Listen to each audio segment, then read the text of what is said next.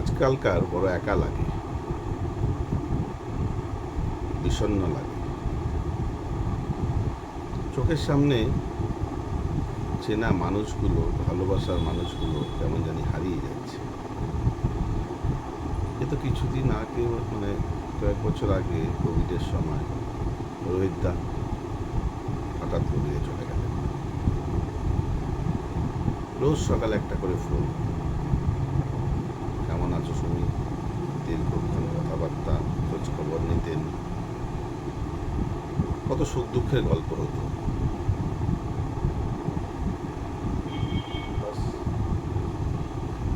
সেই ঘোর কাটতে না কাটতেই আবার রাহুলদা নেই। ভাবতেই কেমন লাগছে, বিশ্বাসই হচ্ছে না রাহুলদা নেই।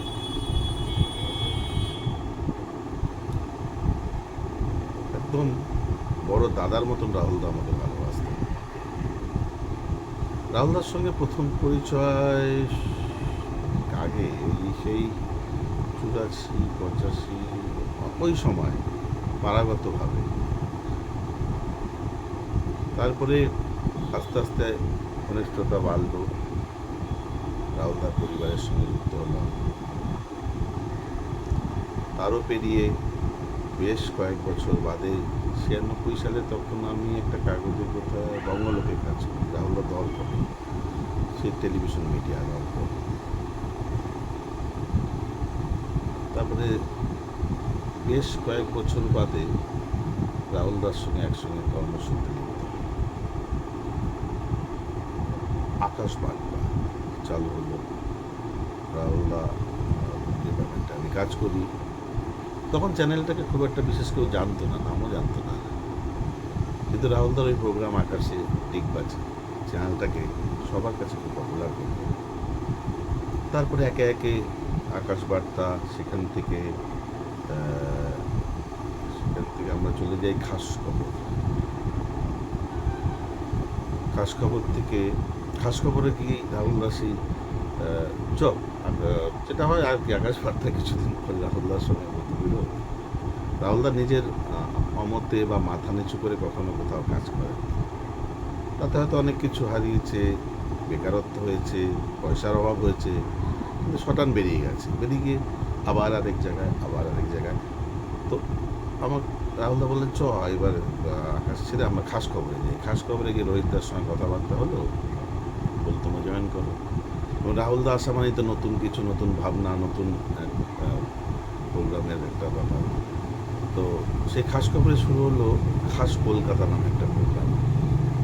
সেই খাস কলকাতা অত্যন্ত পপুলার একটা প্রোগ্রাম। আমি, অমিত মুখার্জি, ঋতুপর্ণা সেনগুপ্ত, আমাদের একটা টিম ছিল। পৌলমী এখন বোম্বে থাকে, প্রশান্তদা, গোবিন্দদা এডিটার। রাহুলদার টিম মানে কি, রাহুলদার কাছে একটা পরিবার। সেই টিম নিয়ে রাহুলদার সঙ্গে কাজ শুরু হলো। খাস কলকাতা মূলত আমরা পুরনো কলকাতা, হারিয়ে যাওয়া কলকাতা বা মানে স্মৃতির আড়ালে চলে যাওয়া মানুষদের প্রোফাইল স্টোরি এসব করতাম। এবং এগুলি করা মানেই রাহুলদার সঙ্গে আগে তাদের বাড়িতে যাওয়া, গল্প করা। কত কাজ করেছি, ভারতী দেবী,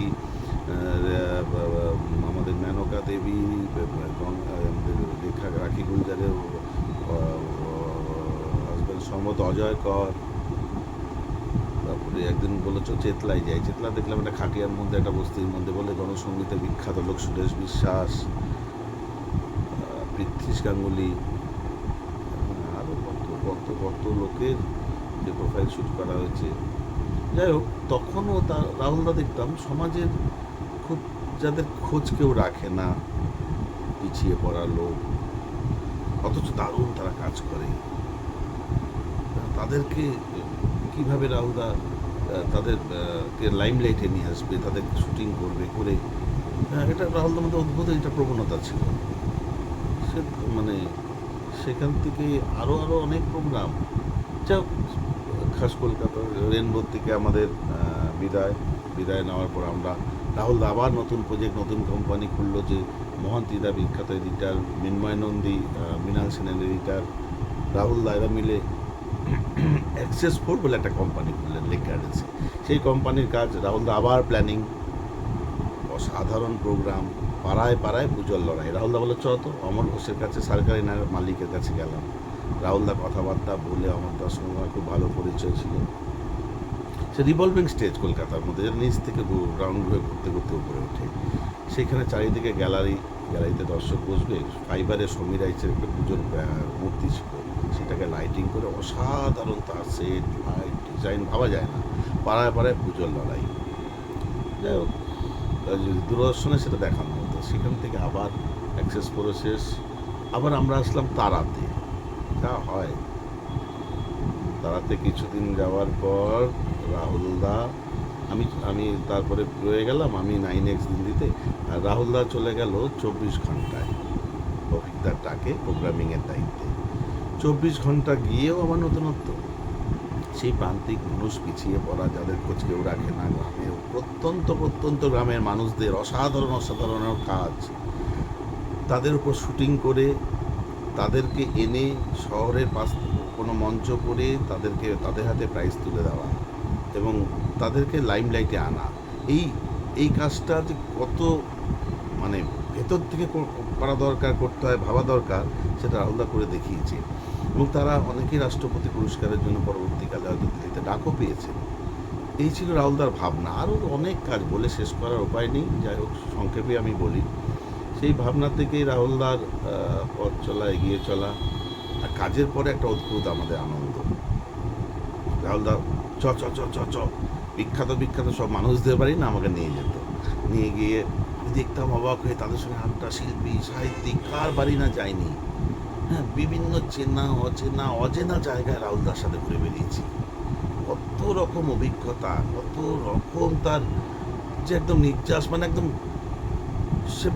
সে অভিজ্ঞতা বলে বোঝানো যায় না। মানে এটা বই পড়ে, হোয়াটসঅ্যাপ, ফেসবুক, ইউটিউব দিয়ে হয় না। সেটা বাস্তব জায়গার থেকে রাহুলদার কাছে ঘুরে অনেক কিছু শিখেছি। যা হয় আসলে, বুঝলেন, এই ধরনের মানুষদের না, এত গুণী মানুষ, এই ধরনের মানুষদের এই গুণের না কেউ খুব কদর করে, আর এই গুণকে কেউ খুব ভয় করে। এই ভয় যারা করেন তাদের রূপগুলোও আমি দেখেছি রাহুলদার সঙ্গে থেকে। এরা রাহুলদার গুণকে যারা ভয় করে, তারা কি করে রাহুলদাকে মানে আস্তে আস্তে আস্তে আস্তে আস্তে পিছনে লাগা, কীভাবে রাহুলদাকে সরিয়ে দেওয়া যায়, এইসব পরিকল্পনা করত। এই পরিকল্পনার ফলে যেটা হয়েছে, রাহুলদা থাকা মানে তো এরা তো একদম কাজ না জানার লোক, যারা কোম্পানিতে থেকে মিথ্যে একটা প্রলেপ দিয়ে মুখোশ পরে কোম্পানিতে একটা তারা মোরলের রোল প্লে করে, কেউ কেটা ওঠার চেষ্টা করে মালিকদের কাছে। এরা তো রাহুলদাকে কখনো থাকতে দেবে না, যার ফলে তো বারংবার রাহুলদার বিরোধের মুখে পড়তে হয়েছে বিভিন্ন প্রতিষ্ঠানে, বিভিন্ন কোম্পানিতে। কারণ গুণী লোকদের এই গুণের কদরে তারা দিতে ভয় পায়। আবার এও দেখেছি রাহুলদার গুণের কদর দিতে, যারা রাহুলদার বুঝতে পেরেছে, জানতো, সেই গুণী লোকগুলো, সেই মহান মানুষগুলো খুব বিপদের দিনে, বেকারত্বের সময় রাহুলদাকে ডেকে বিভিন্ন চ্যানেলে প্রোগ্রামিংয়ের দায়িত্বে বসিয়েছেন এবং স্বাধীনতা দিয়েছেন। রাহুল, তুমি কাজ করো। দুটোই আমি দেখেছি। যাই হোক, এখন তো এগুলো বলার কোনো মানে নেই, বলেই বা কী হবে। যেটা ঘটেছে সেটা বললাম, চোখের সামনে দেখা অনেক কিছু, আরও অনেক গল্প, অনেক কিছু। হ্যাঁ, লোকটার মধ্যে, রাহুলদার মধ্যে কিন্তু কষ্ট ছিল, বেদনা ছিল, কিন্তু পুরোটাই না নিজের মধ্যে রাখত। অনেক আগে যখন আমি রাহুলদার বাড়িতে যেতাম, মাসি আমাকে ডেকে আলাদা করে, সুমিত, রাজা কেমন আছে রে, খাইছে, রাজার চুপচাপ থাকে কেন রে, বিভিন্ন প্রশ্ন করতে। মাসি কিচ্ছু হয়নি, রাহুলদা ঠিক আছে। তারপর এক এক করে, বহু আগে রাহুলদার বাবা মারা গেছে, তারপরে রাহুলদার মা হারিয়েছে, মাকে হারিয়েছে, তারপরে প্রিয় ছোট বোন একমাত্র কিছুদিন আগেই, তাকেও রাহুলদা হারিয়েছে। জীবনটা একদম একা হয়ে গিয়েছিল রাহুলদার কাছে। কিন্তু কষ্টের কথা কোনোদিন কাউকে বলতেন না, কাউকে রাহুলদা বলতো না, অত্যন্ত চাপা। নিজের কষ্টকে কাজ কাজ আরও কাজের মাধ্যমে ভুলে থাকতো রাহুলদা। রাহুলদা খুব মজা, কিছু হলেই বাড়ি চলে আয়, বাড়ি চলে আয়। বাড়ি যাওয়া মানে আড্ডা, গল্প, খাওয়া দাওয়া, মানে রাহুলদা বিভিন্ন অনুষ্ঠানে বিভিন্ন আমাকে পারমিতাকে দুজনে বাড়ি আয়, বাড়ি আয়, বাড়ি আয়, এত চাইতো। লোকজন পছন্দ করতো না রাহুলদা, সেটা বলে মানে বোঝানো যাবে না। ভালো মানুষদের হয়তো খারাপ হলেও একটা সময় ভালোই হয়। ভালো হয় বলেই রাহুলদা শেষের দিকে হাসি মুখেই কাটিয়েছেন, খুব আনন্দে কাটিয়েছেন। কারণ রাহুলদা বন্ধু হিসাবে পেয়েছে বর্ণালীদির মতন একজন প্রকৃত বন্ধুকে, সহধর্মিণীকে, যাকে পেয়ে রাহুলদা খুব বড় নিশ্চিন্তে থাকত। সত্যি আরো কত গল্প রাহুলদার, বলে আর শেষ করা যাবে না। যাই হোক রাহুলদা, পরজন্মে আমি বিশ্বাস করি পরজন্মে তুমি রাহুলদা হয়েই আমার কাছে এসো। ভালো থেকো। আর আজকালকার কিছু ভালোও লাগে না, তোমরা নেই, কাজকর্মও ভালো লাগে না। কাজকর্ম থেকে আমি আস্তে আস্তে সরেও যাচ্ছি। পাহাড়ের কোলে একটা ঘর বানাচ্ছি, জানো। পাহাড়ের কোলে গিয়ে আমি শান্তিতে মেঘের মধ্যে থাকবো। ভালো থেকো রাহুলদা।